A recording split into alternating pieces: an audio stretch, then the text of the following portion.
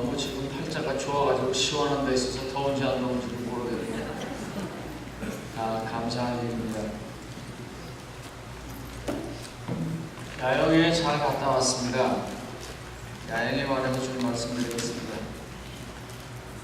야영회가 자꾸 숫자가 줄어듭니다. 아마 오늘은 숫자가 꽤 됐으리라고 생각됩니다. 제가 목요일 아침까지 있다 왔는데 오전 집회는 처음 시작할 때 100명도 채 안 되고 저녁 집회할 때쯤에는 이제 100명에서 한 200명 사이 그 정도 됩니다. 많이 사람들이 걱정하십니다. 근데 걱정하기 전에 좀 몇 가지 생각해 볼 게 있습니다. 야영회 처음 시작하실 때 현재 연세가 70, 80대신 분들이 40, 50대였었습니다. 그러니까 우리 엘다섬에 있는 청년 같은 사람들이 모여서 야영회를 시작했어요. 그러니까 그 사람들 식대로 했단 말입니다. 그렇게 해서 지금까지 쭉 왔습니다. 어떻겠습니까? 우리한테는 너무 편하고 너무 당연한 것이 다음 세대들에게는 참 불편하고 왜 저거 하는지도 잘 모르겠고 그래서 자꾸 피하게 됩니다. 다행히 지금 한 30, 40대 모임이 한 4, 50명 정도 만들어서 지금 4년 차고 있습니다. 여러분들을 이제 저한테 젊은 목사라고 하십니다. 그리고 뭐 제가 여러분들에 비해서도 젊었죠. 그리고 제 하는 행동 것이나 뭐 이런 것들이 말하는 스타일이며 이렇게 점잖은 것하고는 거리가 먼 사람입니다, 제가. 그러니까 뭐 또 그게 일면 젊게 보일 수도 있는데 제가 그 30, 40대 사람들이 모이는데 오라고 해도 안 갑니다. 와서 뭐 하라고 해도 극구 사양합니다. 지나가다가 보니까요, 이 사람들이 저녁에 이제 가든 파티 하는데 자기네들끼리 불을 쫙 켜놓고 라면을 사다 놓고 뭐 만두를 사다 놓고 떡볶이 사다 놓고 그 먹고 있어요. 제가 지나가니까 저를 보고 어떻게 보면 제가 거기에 많이 참여한 사람이고 기여한 사람이니까요. 목사님 일로 오세요, 일로 오세요 막 그러는데 제가 가서 앉아서 만두 한 개 집어먹고 얼른 일어나서 나왔습니다. 왜냐면 제가 있는 게 불편해요. 그분들이 불편하다고요. 그분들은 말합니다. 목사님 뭐 저희는 거리감이 없고요. 목사님은 뭐 젊어 보이시고요. 뭐 근데 원래 이 젊어 보인다는 말 뒤에는 늙었다는 말이 있는 거예요. 그렇잖아요. 그러니까 거기 빨리 피해 나와야 합니다. 그런데 우리가 지금 30년, 40년 동안 우리가 처음 해왔던 야영회를 계속 같은 스타일로 하고 있기 때문에 나쁜 게 아니에요. 잘못한 것도 아니고요. 그렇지만 현지에 적용하는 일은 좀 부족한 거예요. 그래서 우리가 이런 일들을 여러 면에서 많이 생각하고 야영회를 이끌어갈 거라고 생각합니다. 오늘 저는 여러분들과 함께 사도행전 10장 24절에 있는 말씀에 근거해서 솔로몬의 지혜란 도대체 무엇인가 이미 다 아시겠지만 이런 제목으로 하나님의 말씀을 대언하고자 합니다. 온 세상 사람들이 다 하나님께서 솔로몬의 마음에 주신 지혜를 들으며 그의 얼굴을 보기 원하여. 사실 이미 여기 다 나와 있습니다. 사람들이 솔로몬의 얼굴을 보기 원한다 그랬는데 이 말의 진짜 뜻이 뭘까요? 목사님 젊어 보이세요 말에 이미 답이 다 나와 있어요.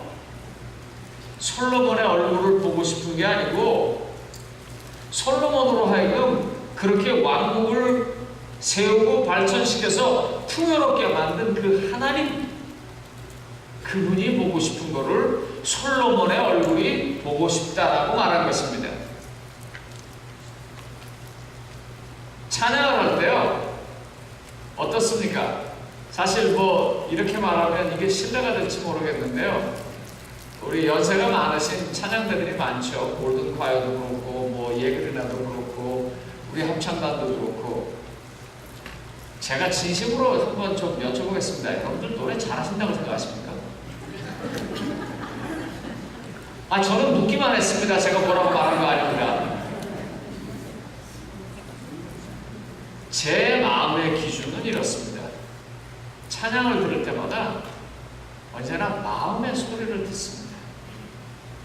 그리고 얼마나 감동을 받는지 몰라요. 여기 뭐 20대, 30대 음대에서 성악을 공부한 친구들이 와서 뭐 잘한다는 친구들이 와서 하는 소리가 안 날지 모르겠어요.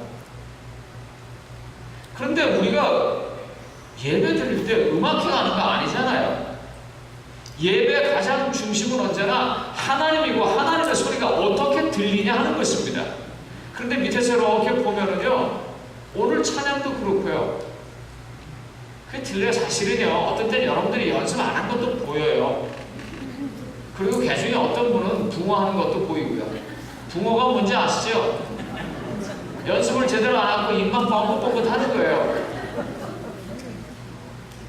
그래도 어떤 게 보일 때 그렇게 힘이 나냐면요, 거기에 몰두해서 그 말씀이 자기 것이라고 생각하고 고백하는 찬양이 나올 때요, 그때 얼마나 감동을 받는지 몰라요. 왜냐하면 솔로몬의 얼굴이 아니고 솔로몬의 얼굴을 통해서 보여지는 하나님과 그 하나님의 지혜 때문입니다. 우린 그런 것들을 찾아나가야 합니다. 사실 솔로몬은 세상 사람들에게 굉장히 많이 알려져 있어도 정작 이스라엘에서는 별로 유명한 사람이 아닙니다. 또한 성군으로 취급받지도 못합니다.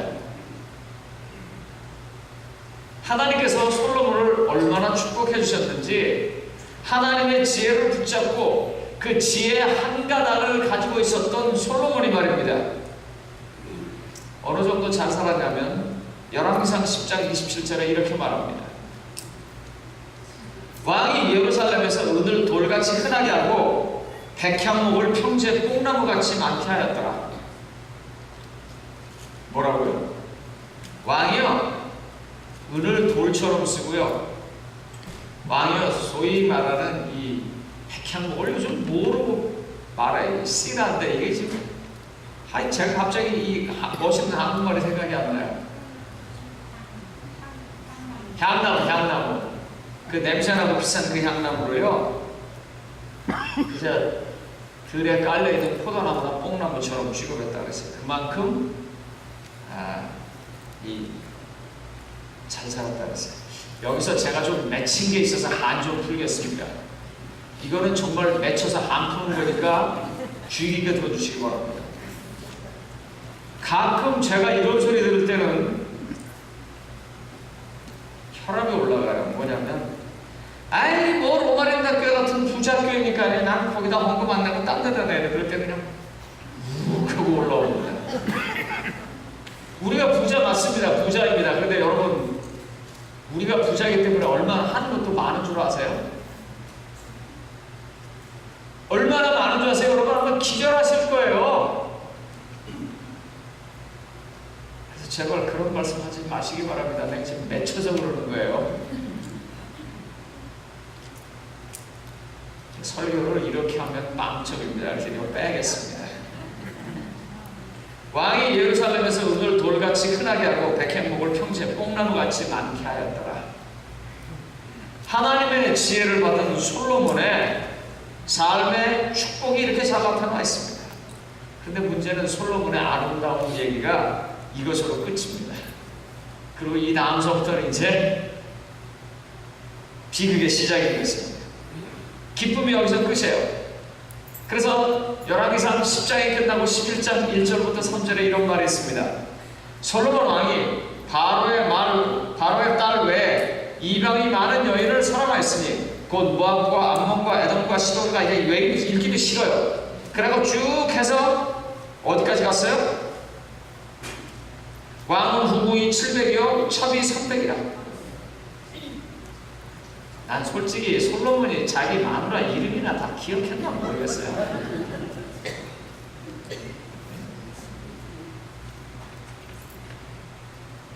애석하게 그의 축복의 삶이 그것으로 끝납니다. 하나님께서 그에게 사역을 그걸 감당하기 위해서 지혜와 부를 주셨는데 그는 그것을 자기의 방탕하는 일에 썼습니다. 그리고 하나님의 축복이 거기서 멈췄습니다. 후에 솔로몬이 잘한 게 두 가지 더 있습니다. 하나는 자문을 쓴 것이고 그보다 조금 더 잘한 두 번째는 전도서를 쓴 것입니다. 여러분 믿기 어려우시겠지만 제가 고등학교 때부터 성경에서 가장 마음에 왔던 성경책이 전도서입니다. 고등학교 때. 그때 좋아했던 구절 지금 한번 읽어드리겠습니다. 전도서 1장 2절부터 11절까지 긴 성경절이지만 제가 좀 읽겠습니다. 그냥 눈을 감고 들어주십시오. 전도자가 하루되 헛되고 헛되며 헛되고 헛되니 모든 것이 헛되도다. 사람이 해 아래에서 수고하는 모든 수고가 자기에게 무엇이 유익한고 한 세대는 가고 한 세대는 오되 땅은 영원히 있도다. 해는 떴다가 지며 그 떴던 곳으로 돌아가고 바람은 남으로 불다가 북으로 돌이키며 이리 돌며 저리 돌아 불던 곳으로 돌아가고 모든 강물은 다 바다로 흐르되 바다를 채우지 못하며 어느 곳으로 흐르든지 그리로 연하여 흐르느니라. 만물의 피곤함을 사람이 말로 담을 수 없나니 눈은 보아도 족함이 없고 귀는 들어도 차지 아니하는도다. 이미 있던 것이 후에 다시 있겠고 이미 한 일을 후에 다시 할지라. 해 아래는 새 것이 없나니 무엇을 가리켜 이르기를 보라 이것이 새 것이라 할 것이 있으랴.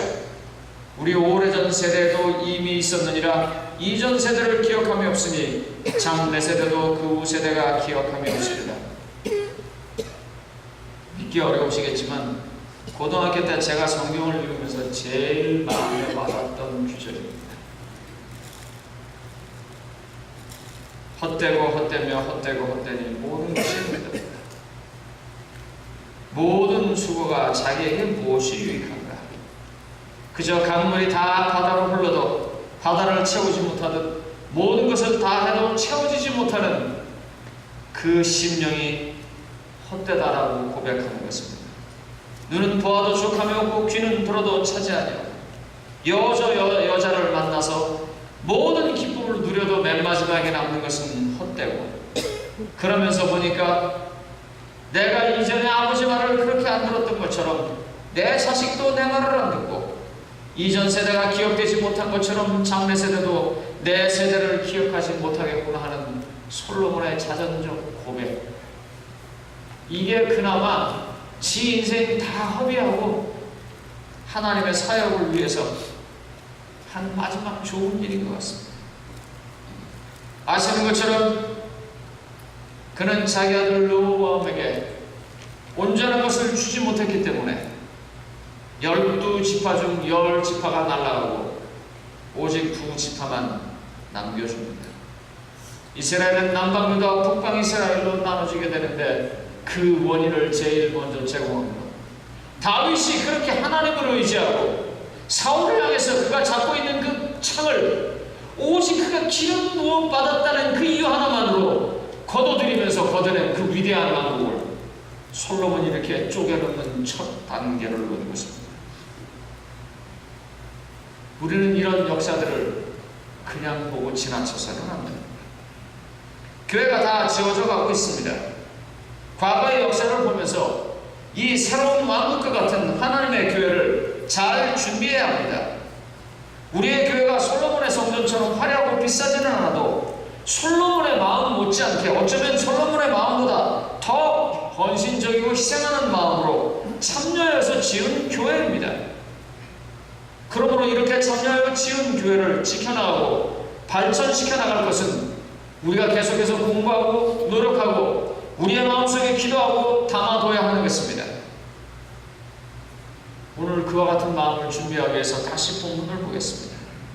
온 세상 사람들이 다 하나님께서 솔로몬의 마음에 주신 지혜를 들으며 그의 얼굴을 보기 원합니다. 여러분, 이 열왕기상 10장에 온 세상 사람들이 솔로몬을 보기 원한 그 계기가 뭔지 아십니까? 시바에, 오늘날로 말하면 이집트의 여왕이 많은 재물을 가지고 와서 솔로몬을 만납니다. 그리고 그 솔로몬을 만나서 여러 가지 인생의 질문을 하는데 열왕기상 10장에 보면은요, 솔로몬이 막힘이 없이 모든 것들을 다 대답한다.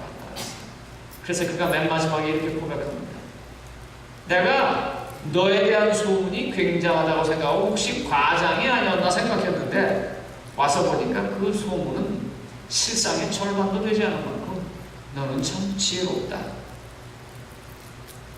그런 이야기들이 퍼져나가고 그런 상황이 보여졌을 때 온 세상 사람들이 솔로몬의 얼굴을 보기 원했습니다. 왜요? 솔로몬이 하나님의 지혜의 통로가 되었을 때입니다. 바로 솔로몬이 아니고 솔로몬의 지혜도 아니고 오직 하나님일 때, 그때 왕국은 번창하고 융성할 수 있었습니다. 솔로몬이 아닙니다. 솔로몬의 지혜가 아닙니다. 답은 하나님이십니다. 우리가 교회를 지을 때에도 교회의 크기가 아닙니다.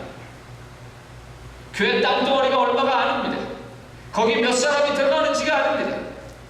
그 교회는 거룩한 것은 오직 한 가지 이유입니다. 그곳에서 하나님께 경배 드릴 때입니다. 그곳에서 하나님께서 그곳이기 때문에 경배를 받으실 때 그곳은 거룩하다고 하는 것입니다. 역사에서 좀 교훈을 얻어보겠습니다.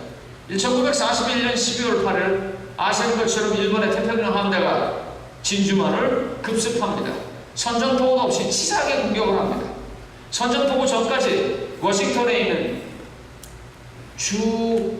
미 일본 대사는 계속해서 전쟁을 안 할 것처럼 이야기하자고 합니다. 그러다 드디어 일본 함대가 떠나고 공격하기 바로 직전에 떠나버립니다.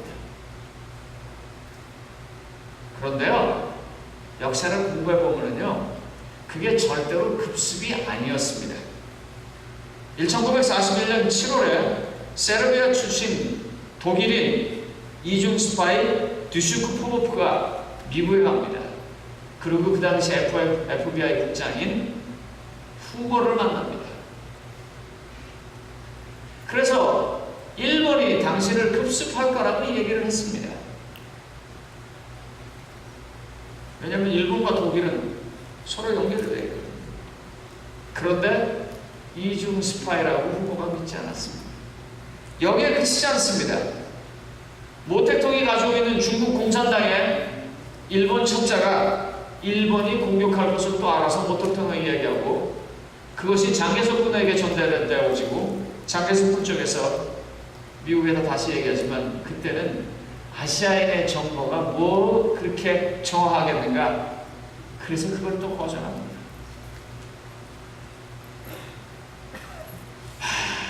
참. 그런데 그거보다 더 놀라운 것이 있습니다. 로베르타 월스테더라고 하는 소위 이 전쟁과 전쟁 역사에 아주 독보적인 사람이 있습니다. 그 사람이 쓴 책 Warning and Decision이라고 하는 책에 이런 글이 나옵니다. 스탠포드 대학에서 출간한 책인데요.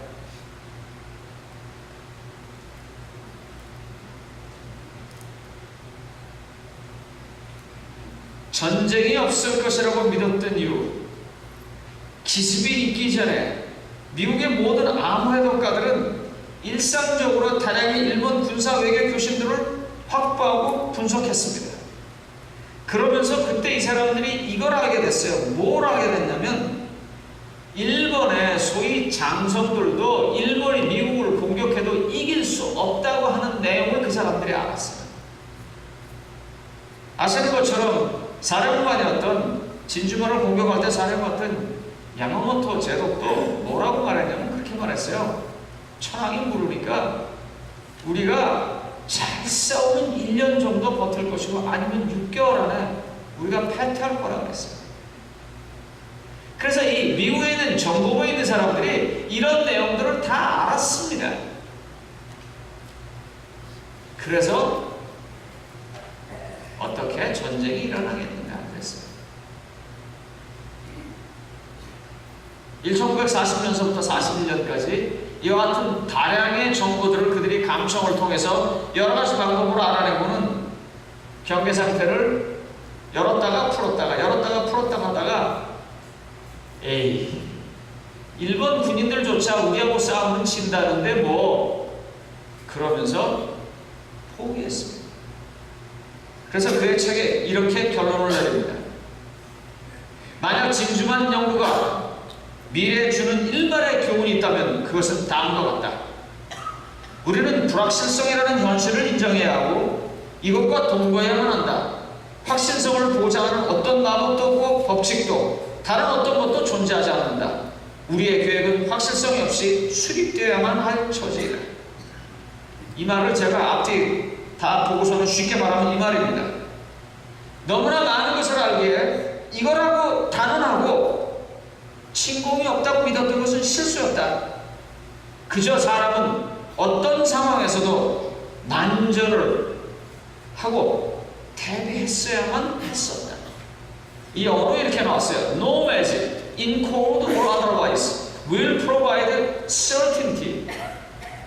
완전을 담보할 것은 여기 이 상황에서도 그리고 다른 어떤 상황에서도 인간에게는 없다. 이 여자가 내린 결론이에요. 그러므로 our plans must work without it. 그러므로 우리의 모든 계획은 이런 것 없이, 다시 말하면 이건 확실한가 하는 그런 마음 없이 준비해야 한다. 이걸 제가 제 버전으로 바꾸면요, 인간의 모든 기록, 인간의 모든 계획, 인간의 모든 걸음걸이를 걸으면서도 걷기는 내가 걸어도 계획은 내가 해도 결정하고 움직이는 것은 하나님이다 하는 잠언의 그 귀한 말씀을 가지고 있어야 한다는 것입니다. 절대자 없는 인간, 하나님 없는 인생은 어떤 곳에서도 보장이 없다는 것입니다. 하나님 없는 솔로몬은 속절없이 무너져갔습니다. 하나님 없는 그의 지혜는 결국은 그를 타락과 방탕으로 이끌어갔습니다. 성경은 인간에 관해서, 인간의 계획에 관해서 이렇게 말합니다. 시편 146편 1절로 4절입니다. 할렐루야, 내 영혼아 여호와를 찬양하라. 나의 생전에 여호와를 찬양하며 나의 평생에 내 하나님을 찬양하리로다. 방백들을 의지하지 말며 도울 힘이 없는 인생도 의지하지 말지니. 이 부분이 중요합니다. 그 호흡이 끊어지면 흙으로 돌아가서 당일에 그 도모가 소멸하리로다. 그 전에 제가 한번 설교 들었는데 기억하십니까? 파킨슨병에 걸린 세계에서 그렇게 권투를 잘했던 무하마드 알리가 상을 받기 위해서 나오는데 계단을 제대로 올라가지 못했습니다. 그가 한참 캐셔스 클레이라고 하면서 소위 헤비급 챔피언으로 세상에 등장했을 때 최소한 4강 링 안에서 그를 이길 사람은 아무도 없었습니다. 그렇지만 그의 호흡이 그의 생명을 주관합니다. 저한테 약점이 여러 가지가 있지만 이런 약점이 있습니다. 무슨 약점이 있냐면요, 딸꾹질이라고 잘 멋지지 않아요. 그런데 제가 딸꾹질이 날라고 할 때 그걸 알아요. 근데 이 설교단상에 지금 앉아있다 올라오기 전에 그 현상이 저한테 일어났어요. 그래서 기도하고 제가 딸꾹질을 좀 먹게 해달라고 그랬습니다. 왜냐면 여기서 설교할 때 딸꾹질 나면 아무것도 못해요. 이러면서 얼마나 웃기겠어요. 누가요? 근데 아무리 많이 준비하고 아무리 대단한 걸 가졌어도 그 잘난 딸꾹질 하나가 인간을 멈추게 합니다. 그게 사람입니다. 하나님 없는 삶이라는 그런 것입니다. 그 호흡이 끊어지면 흙으로 돌아가서 당연히 그 도모가 그의 모든 플랜이 계획이 소멸하리로다. 모든 게 다 있었다고 생각되었지만 하나님 없는 솔로몬은 결국은 아무것도 아니었습니다. 아무것도 없었습니다. 선지자왕 53쪽에 엘렌 화이트 여사는 영감의 글을 이렇게 씁니다. 금지된 영역을 침범하였다 그랬어요. 솔로몬은 이스라엘 남쪽에 자리 잡고 있는 강대국과의 관계를 강화하고자 다시 말하면 그 당시에 솔로몬이 보기에 일종의 인피리어리티 컴플렉스입니다. 열등감이에요. 인구도 적고 나라도 적고 큰 강도 없는데 언제 저 나라처럼 한번 돼볼까? 이집트를 말하는 것입니다. 그러면서 그 이집트를 바라보고 저 나라하고 좀 잘 지내봐야겠다면서 금지된 영역에 침범하였다고 그랬어요. 아시는 것처럼 열왕기상 11장에 보면 그가 애굽의 딸들을 데리고 왔다는 말을 말하는 것입니다. 그러면서 이렇게 말해요. 원칙에 대한 솔로몬의 충성심을 무너뜨리면서 그를 하나님께로부터 분리되도록 가마를 끼쳤다고 했어요. 솔로몬의 가장 큰 문제는, 솔로몬의 가장 큰 힘의 원천은 둘 다 똑같이 하나님입니다. 솔로몬의 가장 큰 힘의 원천은 하나님과 함께하는 것이고, 솔로몬의 가장 큰 문제는 하나님으로부터 떨어지는 것입니다. 그래서 그가 망했습니다. 모든 것을 다 가졌다고 생각하는 순간 하나님을 잊어버리면서 그가 망했습니다. 그러므로 우리는 똑같이 솔로몬처럼 아름다운 성전을 지으면서 과거의 역사 속에서 반복해서 배워야 합니다. 그래서 진주만 공습당하는 것처럼 무너지는 일이 아니고 우리의 성전이 제대로 지어지고 그곳에서 하나님께 영광 돌리는 일이 더욱 커져 나가야 합니다. 그러므로 이제 여러분들에게 이렇게 부탁드리겠습니다. 혼자 있을 때에도, 함께 있을 때에도, 내 의견을 개진할 때에도, 남의 의견을 들을 때에도, 그리고 모여서 어떤 결정을 할 때에도 꼭 내 것이 아니고 하나님의 것을 결정하는 마음으로 임해주시기 바랍니다. 제가 이런 이야기를 하는 이유가 있습니다. 저희가 쉐어를 다 줬습니다. 지금 인터넷도 이제 들어오고 전화도 들어올 것이고, 지난번에 애석하게 화요일날 파일 인스펙션에 우리가 떨어졌습니다. 그게 됐으면은 그 다음 수요일날 오는 메이저에서 통과되고 끝이 나는데 화요일날 떨어졌어요. 그런데 수요일날 메이저는 또 몇 가지만 하면 해주겠다 그래서 좋은 소식 나쁜 소식이 같이 있습니다. 그렇게 다 하지만 이제 들어가게 되면 열쇠 키는 어떻게 할 건지, 식당에 있는 그릇은 어떻게 쓸 건지, 피아노는 어디다 놓을 건지, 냉장고는 어디다 놓을 건지, 수많은 의견들이 이제 우리가 결정해야 합니다. 제 진심을 말씀드리면 그런 거 결정하기 전에 도망가고 싶습니다. 왜냐하면 눈에 불을 보듯이 훤히 보이기 때문입니다. 그래서 공장장님은 맨날 저한테 그럽니다. 나 수석장도 못한다고 좀 봐줘요. 자, 오늘 제가 대놓고 여기서 말하는 이유 아시죠? 이럴 때요, 내 결정, 당신 결정, 우리 결정, 이런 건 다 없는 걸로 합시다. 그리고 우리가 다 모여서 이건 하나님의 집인데 하나님 같으면, 하나님 이곳에 오시면 어떻게 할까를 생각하면서 우리가 결정해야 합니다. 여러분, 벌써부터요, 결혼식 하겠다, 축하해야겠다 하는 게 6개나 들어와 있습니다. 지금. 앞으로 계속해서 들어올 것입니다.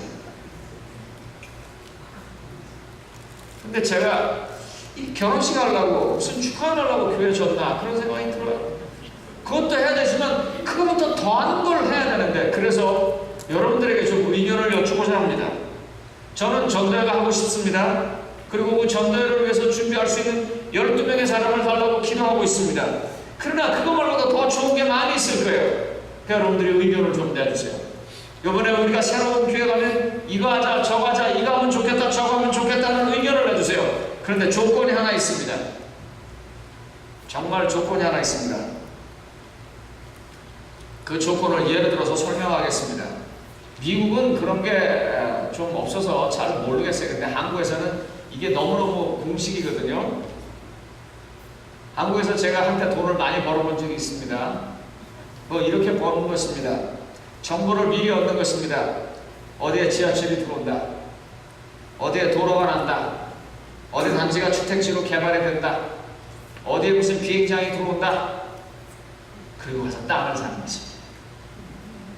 그때 그 땅을 살 때 그 소문들이 퍼지기 시작해요. 아, 이번에 새로 지하철 가는 게 천순의 집 앞에 공터 그쪽으로 들어오는데 그 소문이 퍼지기 시작하면 사람들이 어떻게 하냐면 아름아름 돈을 모아서 거기 있는 땅을 삽니다. 그걸 믿는 사람들은 땅을 삽니다. 그리고 몇 년 지난 다음에 이제 그 땅값이 뻥튀기 갖고 올라가면 돈을 벌었다고 합니다. 그걸 잘 생각하시면서 이거 하면 정말 좋겠다라는 의견을 내놓으시는 분들이 그런데 나는 못해 하면은 저는 그 의견이 좋은 의견이라고 생각하지 않고 안 받겠습니다. 말로만 좋은 의견이라고 말하는 것은 쉽습니다. 책임지지 않는 좋은 의견은 좋은 의견이 아닙니다. 그러므로 이게 정말 이 교회에서 이걸 하면 너무너무 좋겠다고 진심으로 생각하신다면 여러분들이 먼저 참여하시기 바랍니다. 내 교회에서 이걸 하면 너무너무 좋겠는데 이건 정말 복받는 길이고 이건 정말 하나님께 영광 돌리는 길이라고 진심으로 믿어서 이야기하시려면 그러기 위해서 나는 거기에 내 재산을 내겠습니다. 나는 거기에 내 자신을 내겠습니다. 나는 거기에 내 시간을 내겠습니다 하고 그렇게 들어와 주시기 바랍니다. 그러기 전에는 받지 않겠습니다. 그러나 우리가 그런 마음으로 하는 수많은 의견들이 들어와 주시기 바랍니다. 지금 이제 이렇게 얘기를 하면요, 이거 뭐 하면 안 받는다더라 그것만 또 기억을 해요. 지금 말의 강조가 그게 아닌데 무슨 의견을 내실 때는 진심으로 내달라고 하는 것입니다. 그게 정말 확신이 있어도 내달라고 하는 것입니다. 그냥 하면 좋고 안 하면 말고 그런 건 말하지 마세요. 이걸 하면 정말 되는 거니까 지하철이 거기 들어오는 거니까 그런 것처럼 말입니다. 그와 같은 의견이 주어졌을 때 하나님은 복 주실 것이고 하나님은 감당하게 하실 것입니다. 바로 솔로몬의 지혜라는 것은 어떤 IQ가 높거나 새로운 전략이거나 아니면 모르는 정보를 자기 혼자 먼저 아는 것이 아닙니다. 솔로몬의 지혜라는 것은 어떤 상황에서도 하나님과 함께하는 것입니다. 다시 말씀드릴게요. 솔로몬의 지혜가 뭐라고요? 어떤 상황에서도 하나님과 함께하는 것입니다. 아프면 아픈 대로 하나님과 함께하고 수술을 받게 되면 수술을 받는 것도 하나님과 함께하고 즐거우면 즐거운 대로 하나님과 함께하고 심지어 이제 그만 이 세상을 떠나야겠다라고 죽음이 내 앞에 다가올 때에도 하나님과 함께하는 것입니다. 그게 솔로몬의 지혜입니다. 그리고 그와 같이 하나님과 함께할 때 백향목나무가 뽕나무처럼 은이 돌처럼 그렇게 있는 것처럼 하나님의 축복이 우리를 채워주실 것이고 인도하실 것입니다. 모두가 원하는 솔로몬의 지혜라는 이렇게 말씀드린 것처럼 매사에 하나님과 함께하는 것입니다. 어떻게든 하나님께서 우리의 일상에 함께 거하시면서 우리의 삶을 조정해 주시고 인도해 주실 때 우리는 감히도 솔로몬의 지혜처럼 결정하고 살았다고 말합니다. 이런 지혜로운 삶으로 성전은 완공되고 성전에서 예배가 드려지며 그 예배 속에서 우리가 살아갈 때 하나님의 구원의 사연들은 하나씩 둘씩 우리에게 나타나서 열매를 맺게 될 것입니다. 그리고 다른 사람들이 그걸 보면서 하나님을 경험하게 될 것입니다. 또 알기 원하는 사람들에게 기쁨으로 나눠주게 될 것입니다. 그러면서 하루 이틀 주의 재림을 기다리고 살아가다 보면 어느샌가 우리가 살아가고 있는 이 모든 것들은 잠시의 정거장이며 오히려 우리에게 우리 즐거운 노래같이 부르세 잠시 후에 본향 가겠네 하는 그 본향이 우리 눈에 보이기 시작할 것입니다.